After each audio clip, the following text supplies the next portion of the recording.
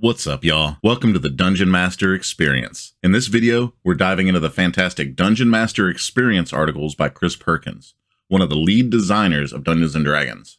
We'll explore his invaluable insights and advice to enhance your skills as a Dungeon Master and create unforgettable D&D experiences for your players. This article is called A Moment in the Sun, and it was written on March 31st, 2011, Monday night. As happens from time to time, 3 of my 8 players are absent, so this game session is a bit more intimate than usual. The combats move quickly and seem a lot more dangerous, probably because I'm not the kind of merciful DM who adjusts encounters to account for absent players. Fortunately, one of the attending players is Jeff Alvarez.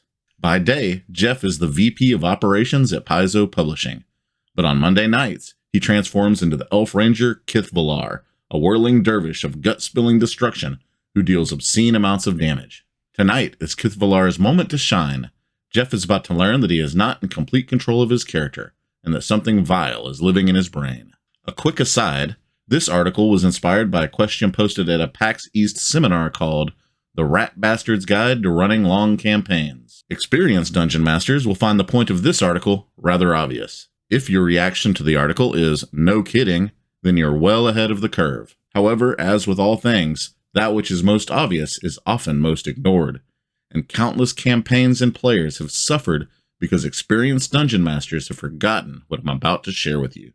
In an earlier article, I recommended treating your campaign like a TV series.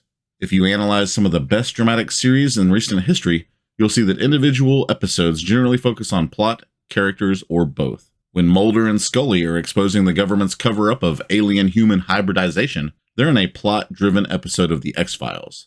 When they're investigating the abduction of Mulder's sister or dealing with the fact that Scully has cancer, they're in a character-driven episode. Sometimes these two things cross. When we learn that Mulder's sister and Scully's cancer are part of a worldwide conspiracy, things get really twisted. When the Battlestar Galactica crew is trying to escape from Cylon-occupied New Caprica, we're talking plot, but we also have moments in which different character arcs are expanded. Saltai's discovery that his wife is a Cylon collaborator, Kara Thrace's attempts to escape imprisonment, Liadama's Battle of the Bulge, and so on. I have 3 overarching, i.e. world-shaping plots that form the foundation of my campaign. However, I'm always looking for opportunities to do character episodes to present individual quests that help advance certain character arcs and give objectives that are personal. Again, TV series do this all the time. If all the Battlestar Galactica crew did was fight Cylons week after week, the series would get tiresome, and we'd stop caring about the characters. When push comes to shove, it's the heroes that are the most important, not convoluted plot lines or crafty villains, or ethical conundrums or end-of-the-world ticking clocks. Which brings me to Kith'Valar, the Elf Ranger. Early in the Paragon tier, my Monday night group opposed Kraken cultists lurking underneath the city of Io-Gilarath. The adventure culminated in an encounter with some aberrant horrors, during which Kith'Valar fell unconscious. Amid the chaos, and unbeknownst to the players, a mind flare implanted a critter in the Elf Ranger's brain before slinking back to the Far Realms. Flash forward several game sessions. The heroes are in the creaking bowels of Anchordown, a floating raft town assaulting a nest of aberrations. Strangely, none of the creatures seem to be attacking Kith'Valar, and the players have no idea why. Also, Kith'Valar sees disturbing things the other characters don't, such as tentacles crawling inside the walls. Flash forward several more game sessions. The thing in Kith'Valar's brain has matured. It takes control of his mind and uses him to assassinate the trusted adjutant of a Dragovar military general, throwing his empire into chaos. A simple ritual is enough to remove the critter in his brain, but the more interesting questions are how will Kith'Valar react to being used as a pawn? And can he make amends? Jeff's character is standing at the epicenter of the action, and Kith'Valar will help set the tone and direction of the campaign going forward.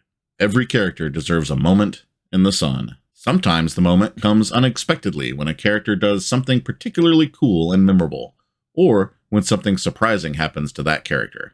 However, a good dungeon master doesn't wait for these moments. A good dungeon master also prepares for them. As I prepare for a session, I ask myself, which character is this episode about? It's okay to be proven wrong. After all, you can't always predict what'll happen once the players convene and the dice start rolling.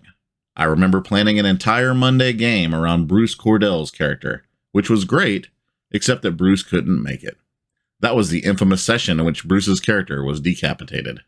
Before you run your next game session, ask yourself which character gets the spotlight, and then see how right you are.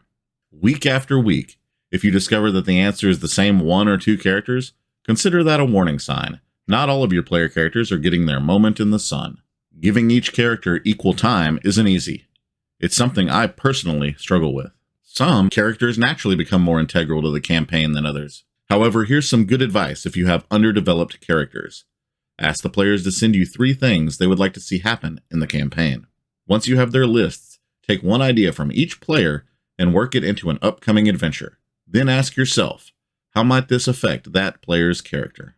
Lessons learned. Static heroes do not a great campaign make.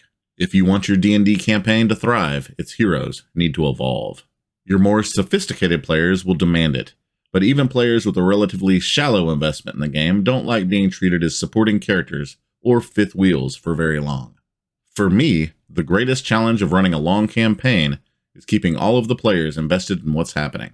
Toward that end, I try to keep the following in mind. A campaign has an ensemble cast of heroes. Make sure they all get time in the spotlight and keep the spotlight moving. Every character gets an arc, including the player who doesn't really crave one. Okay, enough about the heroes. Next week, let's embrace our inner evil and talk about amazing campaign villains and compare notes. Until the next encounter. So that was a really good article, and I completely agree, but I think in this day and age, I think we all kind of know that one of the main Dungeon Master tips you get pretty early on is to let everybody have their moment in the sun, let the players shine, let the players be awesome. But still, good, timeless advice from Chris Perkins. If you made it to the end of the video, I really appreciate it. If you liked the video, demonstrate that by clicking like, and I'll see you next time. Later.